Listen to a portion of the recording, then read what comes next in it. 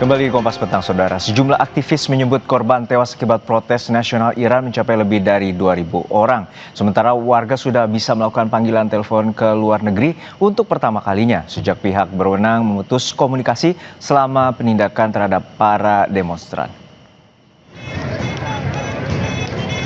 Human Rights Activist News Agency yang berbasis di Amerika Serikat menyebut jumlah korban jiwa yang tewas jauh melampaui korban dalam setiap putaran unjuk rasa atau kerusuhan lainnya di Iran selama puluhan tahun, bahkan mengingatkan pada kekacauan yang menyertai revolusi Iran di tahun 79. Sementara itu, sejumlah warga telah bisa melakukan sambungan komunikasi dan menggambarkan suasana Tehran yang dipenuhi aparat keamanan dan bangunan pemerintah yang terbakar.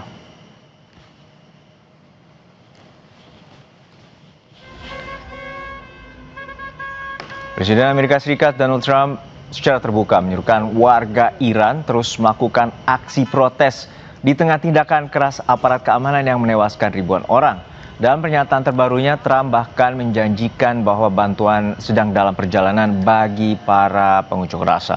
Pernyataan itu disampaikan sehari setelah juru bicara Gedung Putih mengatakan bahwa serangan udara termasuk di antara banyak opsi yang tengah dipertimbangkan Amerika Serikat. By the way, to all Iranian patriots, keep protesting, take over your institutions if possible, and save the name of the killers and the abusers that are abusing you. You're being very badly abused. And all I say to them is help is on its way. You saw that I put tariffs on anybody doing business with Iran.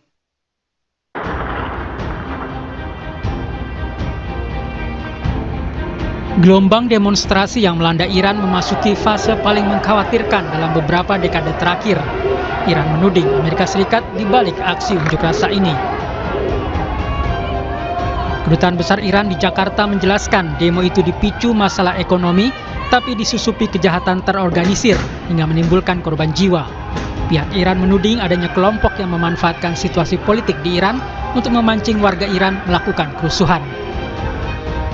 Dalam beberapa kasus, unjuk rasa damai telah disalahgunakan secara sengaja oleh sejumlah kecil elemen kekerasan yang berafiliasi terhadap gerakan yang disetir dari luar, sehingga menyebabkan perusakan properti publik, penyerangan terhadap lembaga penegak hukum, dan penggunaan alat pembakar dan bahkan senjata api.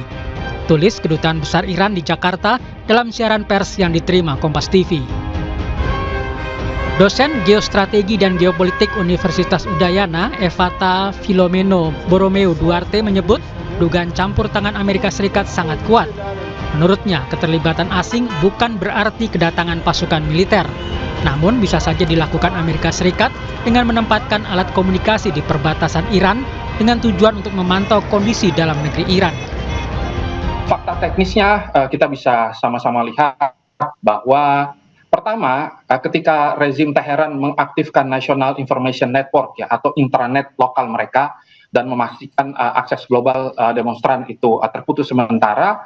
Nah, respon Amerika Serikat ini sangat teknis dan juga masif ya. Jadi saturasi satelit mereka akhirnya kita lihat bahwa masyarakat itu berharap agar ada aktivasi terminal-terminal Starlink ya di perbatasan barat Kurdistan, terus juga dan di Tenggara Sistan, Balukistan ya. Nah, meskipun Garda IRGC ini memiliki teknologi electronic jammers buatan Rusia yang efektif memblokir kurang lebih 30-50% sinyal, tetapi ternyata banyak yang lolos juga. Kemerosotan ekonomi menjadi inti tuntutan pengunjuk rasa terhadap penguasa. Unjuk rasa dimulai sejak 28 Desember lalu. Aparat semakin keras bertindak terhadap pengunjuk rasa setelah pemimpin tertinggi Iran Ayatollah Ali Khamenei menuding asing memanfaatkan unjuk rasa untuk mengacau Iran. Tim Liputan Kompas TV. Menteri Luar Negeri Sugiono mengungkapkan komunikasi dengan warga negara Indonesia di Iran mengalami kesulitan di tengah situasi yang terus memanas. Pemerintah mengimbau seluruh WNI di Iran untuk tetap waspada serta menghindari lokasi rawan sambil menyiapkan langkah antisipasi termasuk evakuasi jika diperlukan. Komunikasi agak sulit ke Iran, kebanyakan warga negara Indonesia di Iran itu adalah pelajar yang terkonsentrasi di Kharkov dan Isfahan, harus sampaikan kepada seluruh warga negara Indonesia yang ada di Iran untuk tetap waspada, memperhatikan perkembangan situasi. Aksi demo di Iran kian memanas. Keterlibatan Amerika Serikat kian jelas setelah Presiden Amerika Serikat Donald Trump menyerukan warga Iran untuk terus melakukan aksi protes sambil menjanjikan bantuan yang akan segera datang. Lalu apakah aksi unjuk rasa ini akan berujung pada pergantian pemerintahan Iran? Kami akan membahasnya bersama Adrianus Prima, praktisi pertahanan Lembaga Kajian Strategis KRIS. Selamat sore Mas Adrianus, semoga sehat-sehat selalu. Selamat sore, halo. Ya. Mas Adrianus, kita melihat bahwa pernyataan Presiden Trump cukup kontroversial bahwa melakukan provokasi, bahwa pengunjuk rasa terus melakukan unjuk rasa hingga mengakhiri pemerintahan Iran saat ini, dan juga akan menyatakan memberikan bantuan, bahkan juga akan melakukan tindakan lebih serius misalnya dengan menyerang secara militer. Lalu seperti apa sebenarnya kepentingan Amerika Serikat terhadap situasi di Iran saat ini? Tentu saja pemerintah Amerika Serikat berkali-kali, baik pemerintahan Trump maupun sebelumnya, secara langsung dan tidak langsung menginginkan perubahan pada rezim Iran. Itu hal yang sama-sama kita ketahui ya. Apalagi di pemerintahan sekarang berapa kali melakukan aksi-aksi kinetik, tentu saja bukan cuman oleh Amerika sendiri, tapi juga oleh sekutunya di Timur Tengah, yaitu Israel. Kita sudah sering melihat aksi-aksi langsung yang tentu saja tujuan utamanya adalah destabilisasi dan juga menggulingkan pemerintahan Iran yang sekarang, begitu. Dan ini apakah juga dampak dari perang Iran-Israel 12 hari yang terjadi pada pertengahan 2025 lalu, dan ini merupakan tindakan skematik yang dilakukan oleh aliansi antara Israel dan Amerika Serikat terhadap pemerintahan Iran? Betul, betul. Jadi kalau saya melihat dan teman-teman melihat juga banyak pakar hubungan internasional melihat ya, ini memang masih berurutan. Tentu saja ini menjadi kesempatan yang baik lah untuk pemerintah Amerika dan pemerintah Israel untuk memperkeruh suasana lah. Meskipun memang demo ini sangat masif ya, jadi sampai lebih dari 31 provinsi dan lebih dari 100 kota. Tapi tentu saja di tengah pembatasan informasi ini kita juga masih belum bisa melihat apakah jumlah korban dan sebagainya itu seperti yang digembor-gemborkan oleh media barat. Ya, tentu estimasi korban jiwa ada yang menyatakan bahwa ratusan, bahkan untuk saat ini ada yang menyatakan ribuan bila berkaca pada human rights yang berasal dari Amerika Serikat. Namun untuk saat ini sebenarnya Anda melihat demonstrasi yang terjadi di Iran, dan tentu ini bukan kali ini saja bahwa demo di Iran ini telah berlangsung dalam 5 dekade terakhir. Lalu seperti apa krusial dan tuntutan mereka saat ini dipicu dengan krisis ekonomi dan juga memburuknya nilai mata uang rial? Ya betul, tentu saja memang ini tentu saja akumulasi ya, karena kan sanksi internasional terhadap Iran ini terus menerus, dan kemudian pada pemerintahan Trump ini makin diperketat. Tentu saja apalagi dengan adanya tuduhan bahwa pemerintah Iran itu lebih fokus untuk mendanai proksi-proksinya di kawasan. Tentu saja itu menjadi salah satu hal yang menjadi isu kuat dalam demonstrasi kali ini. Tapi tentu saja kita juga harus melihat bahwa memang salah satu tujuan sanksi ini adalah membuat rezim Iran itu bereaksi.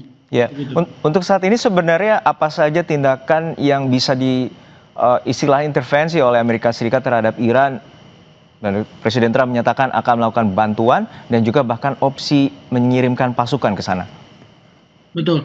Jadi opsi kinetis itu pasti tetap akan ada ya, karena kita bisa lihat juga waktu mereka menyerang reaktor nuklir Iran, bagaimana mereka mampu melaksanakannya. Meskipun memang ada beberapa diskusi terkait apakah serangan itu efektif dan tidak, tapi kita bisa melihat dari serangan itu bahwa Amerika dan tentu saja Israel dan berkaca di perang 12 hari, bagaimana Amerika dan Israel itu memiliki aset-aset di dalam negeri yang bisa membantu Amerika dan Israel jika mereka memutuskan untuk melakukan opsi kinetis atau serangan. Itu tentu saja kelihatan. Yang kedua, presiden yang dibuat oleh Amerika ketika dia melakukan penculikan terhadap Presiden Maduro. Saja menjadi ancaman yang sangat nyata, karena meskipun masih banyak kontroversi dan tanda tanya tentang bagaimana kronologis sebenarnya yang terjadi di Venezuela, tapi tidak menutup kemungkinan bahwa Amerika akan mencoba opsi serupa di Iran. Artinya Anda melihat bahwa ada potensi Iran akan di Venezuela kan?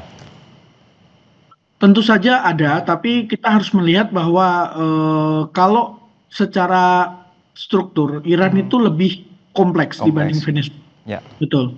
Kemudian ukuran negaranya juga lebih besar dan juga Amerika masih memiliki opsi-opsi seperti opsi non-kinetis, misal mengaktifkan melawan jammingnya Iran dengan mengaktifkan Starlink supaya semakin banyak video, semakin banyak pemberitaan dari dalam Iran. Ini kan sampai saat ini yang terbuka baru akses telepon. Ini juga bisa menjadi opsi sebelum mereka mengeskalasi lebih jauh. Begitu. Ya, selain faksi yang berada di Iran dan juga Iran memiliki senjata nuklir yang juga selama ini menjadi sanksi yang terus diberikan oleh Amerika Serikat terhadap kepemilikan senjata itu. Terima kasih atas perspektifnya Mas Adrianus Prima, Lembaga Pertahanan dan Keamanan Strategis KRIS, telah berbagi informasi di Kompas Petang.